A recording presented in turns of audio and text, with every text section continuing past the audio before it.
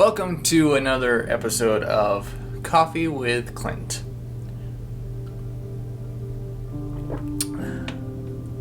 It's been a little bit. Figured I should let you guys know.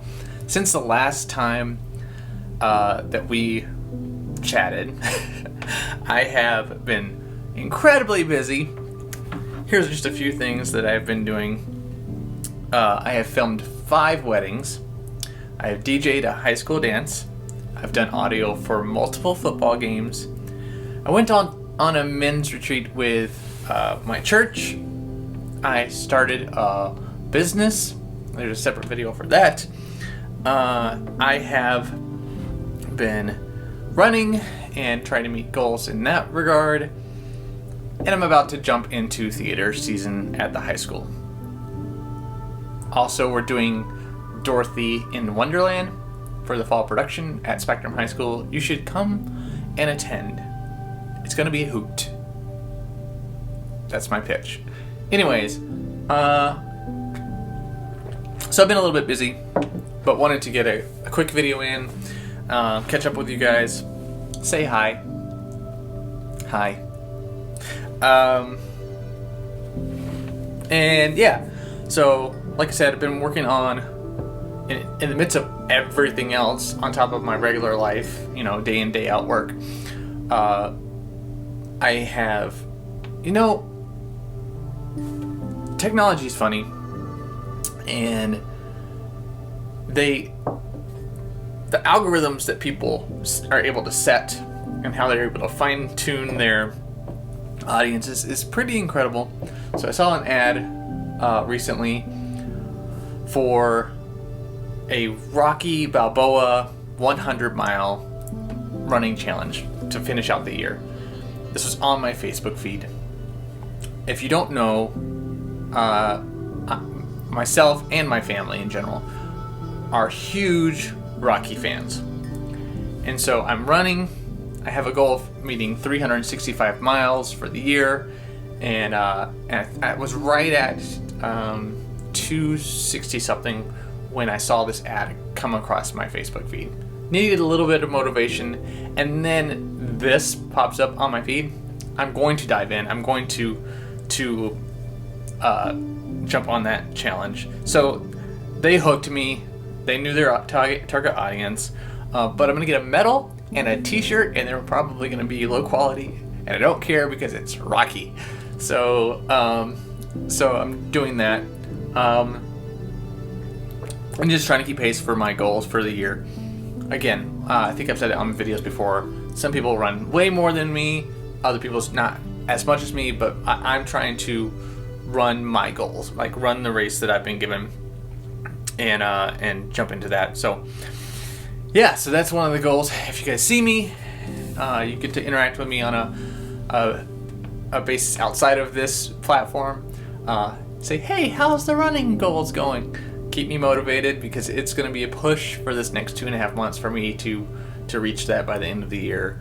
And I don't want it to obviously I don't want to injure myself, but I want to try to stay on pace and see if I can't meet those goals. It's going to be close. So I hope you guys are doing well.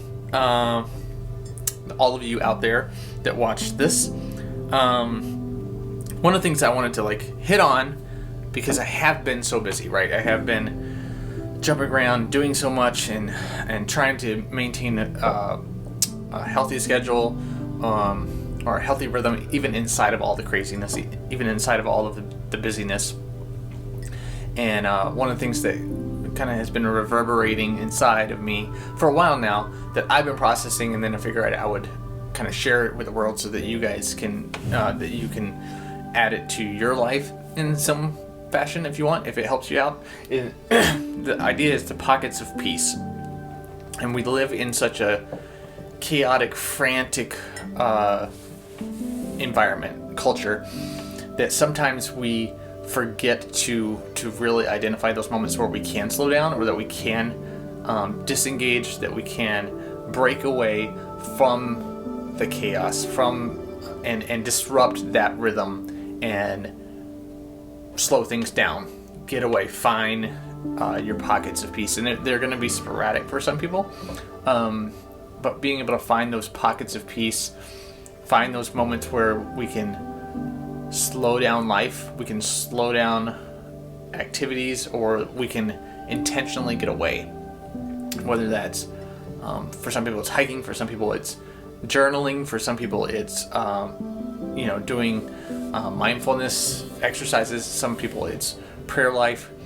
Obviously there's quiet times with the Lord and being able to engage in worship and scripture, and and being able to find those pockets of peace, because they're there. I don't think anybody, and especially those of us that believe, but anybody, we have access to pockets of peace. I think God gives us those pockets of peace in our life, and if you aren't seeing them, if you aren't discovering them, I would encourage you to dive a little bit deeper, to look a little bit closer at your schedule, at your calendar, at your interactions, at your priorities. What are you prioritizing in your life?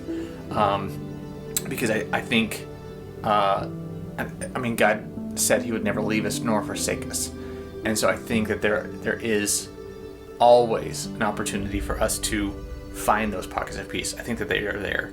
The other thing I was going to mention is to don't be afraid to allow God to form you in the midst of your inefficiencies. I think the Creator is not. He's not a creator of efficiencies, right? Like he's okay with distractions and disturbances and interruptions and things not being at an efficient pace, right? Like there are obviously efficiencies throughout creation, but there are also these moments, whether Jesus or whether His people, there are inefficiencies, and that God's in the midst of those inefficiencies, and He's forming and molding people. So I know in my life, like I'm taking those. It seems so slow sometimes. Like healing process in life seems so slow. Like I wish it was like it's that Doctor Who quote. I don't remember exactly how it goes, but it's like, is this how it is? That time goes so slowly, and I feel like in the midst of it, obviously like time passes quickly in one regard, like you're aging and like just looking back on your life and going, wow, how did I get here? How fast time and years go by. But then there's this other regard where, man, like healing takes time, and God's in that process of healing in the time, healing in the hours that have gone by, in the months that have gone by, in the years that have gone by. There's He's present in the inefficiencies of our lives and of this broken world. So I would say, again, and I wrote it down for myself, but I figured I'd share it with the world. So if that resonates with you, is just don't be afraid to allow God to form you in the midst of your inefficiencies. He's present in the inefficiencies. Yeah. So there's that. It's fall season. Happy fall, y'all. I've been able to get out and enjoy the changing of the colors. It lasted a little bit longer here in Minnesota than I expected. I thought it was going to be a quick turn.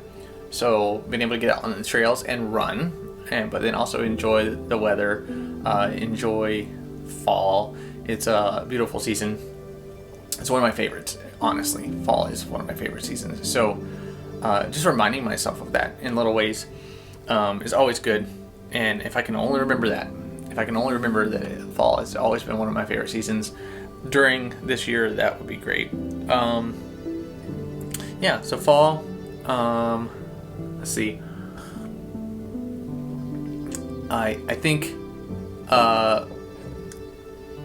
I'm still always looking for ways to evaluate if I'm prioritizing the right things and making sure I'm being true to what I value, as opposed to to what I am defaulting to, if that makes sense.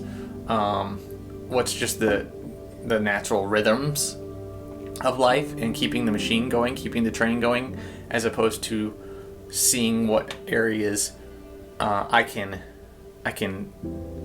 turn the levers, change the dial, and dial into something new and something more valuable to my life and to what I want to be known for, the goals that I want to set, the values that I want to present, and being able to live out of that, and having fruit from that, as far as like internal fruit, being satisfied. One of the things I was gonna say, and this is just a more of a practical thing that I'm learning, I'm trying to adapt to. It takes time, you guys, it takes practice, but as far as for yourself, for your own confidence, for being able to engage with the people that you're talking to, that you're speaking to on a daily basis, one thing that I think is important is being able to make eye contact and maintain eye contact. I think it's it's important to be able to deliver information, but then also when you're listening, being able to listen by holding onto that eye contact, letting people know that you're in it with them in the conversation. I think it was years and years and years ago, there was the quarterback, Kurt Warner, and this kind of resonated with me. He was on Ellen years ago in an interview, and him and his wife had a rule with their kids. When they went to a restaurant, he said, and I might not get it all correctly because, again, it's been a long time. I'll just say that it's been a long time since I saw this interview. But he said that him and his wife have their kids. One of the rules for their kids is when they're at a restaurant, after the restaurant, their kids need to be able to tell them what eye color the waiter or waitress had. And it's just one simple way to teach kids to be able to engage with the people around them. And I think that's important for us too. So like, I think that's just one way. It's like, it's a intentional way to train our brains to focus in. Now, obviously, if the only goal is to know the eye color of the person you're talking to, that loses the purpose a little bit. But it is a way to kind of navigate towards that goal of being able to engage in conversation and really be invested in the conversation that you're having with the people around you, with the people that you come in contact with, and letting them know that you value what they're saying. I think that's important, and that's something that I'm learning to do. I'm not great at it, but I'm learning to do it. So, really, that's it. I don't have a whole lot of time to do this video, so I wanted to get one out there for you guys, to let you know I'm still alive. I've been busy. Like I said, all the wedding season is finally closed for 2022, and so I'm able to focus on some other goals and obviously start to develop the business that I'm launching along the path, Enneagram coaching, but wanted to get a coffee with Clint out there as well because I find these fun. I hope that you would enjoy them as well. It's just a way that I can process with you guys and then bounce ideas off of you. A lot of times I have people like message me about stuff that I've shared. So yeah, if something resonates, let me know, and we can process more of this stuff outside of this format. But for right now, this is just a quick way for me to let you guys know what's going on. So love you all. I hope you are having a fantastic day, whatever day you watch this, and that we can come in contact with each other in person soon.